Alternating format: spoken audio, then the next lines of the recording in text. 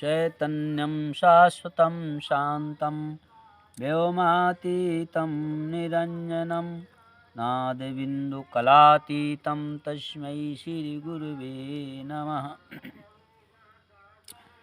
सभी जीवों का जो एक लक्ष्य है वो हमारे सिद्ध संतों ने उस प्रश्न को खोजा। दूसरे नंबर पे लक्ष्य की जगह हमने कर दिया कि सवाल क्या है सभी जीवों का, और सवाल का सूत्र क्या है जिससे उन्होंने हल किया। तो ऐसे सिद्ध पुरुष हमारे गुरुदेव भगवान स्वामी पथिक जी ने इसकी खोज की कि मैं कौन हूँ, ये सभी जीवों का लक्ष्य है। और उसका वेद का सूत्र लिया कि अहम ब्रह्मास्मि, मैं ब्रह्म हूँ। ये प्रश्न है, लेकिन इसको सिद्ध करना है।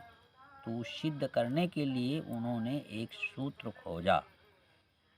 कौन सा? कि सेवा भजन के द्वारा भोगी भी बने योगी, हम पथिक प्रभु कृपा से आए हैं ठिकाने में। अब वेदांत के जितने भी वाक्य हैं इसी सूत्र से सिद्ध होंगे। हमने गुरुदेव का एक हम सूत्र ले रहे हैं, एक वाक्य। असताकार में सत निराकार रहता है, उसकी हो पाती है पहचान बड़ी मुश्किल से। यानी जिस निराकार ज्ञान के द्वारा हम मन इंद्रियों के सहारे से असत आकारों को पकड़ते हैं, वो हमारे ज्ञान में, हमारे ध्यान में, हमारे स्मरण प्रीत में रहते हैं। और जिस सत्य निराकार के द्वारा पकड़ते हैं उसका विस्मरण रहता है। तो पता कैसे चलेगा? जैसे देह दृष्टिकोण से हम जब सो जाते हैं तो असत सपने को, असत हमारा ज्ञान नहीं समझ पाता। जब जागृत अवस्था में आते हैं तो समझ में आ जाता है। इसका मतलब है कि सोए हुए ज्ञान में इतना पावर नहीं होता कि वो सत असत को समझ सके, और जागे हुए ज्ञान में इतना पावर होता है कि वह सत असत को समझने में समर्थ होता है।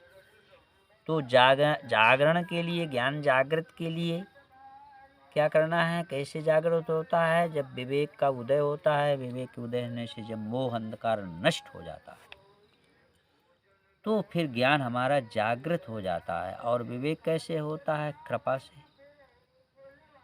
कृपा से विवेक। गोस्वामी जी ने लिखा, मन क्रम वचन चाण चतुराई, भजतई कृपा करिय रघुराई। और मन क्रम वचन की चतुरता कैसे छूटती है? कौन? सेवा से असहाय पीड़ित लोगों की निस्वार्थ उसके लिए लिखा गोस्वामी जी के, ए तो रहित जग जुगोपकारी, तुम तुम्हारी सेवक असुरारी। सेवा और भजन गोस्वामी जी ने लिखा, यही हमारे गुरु जी ने लिखा। सूत्र इसका बना दिया क्या?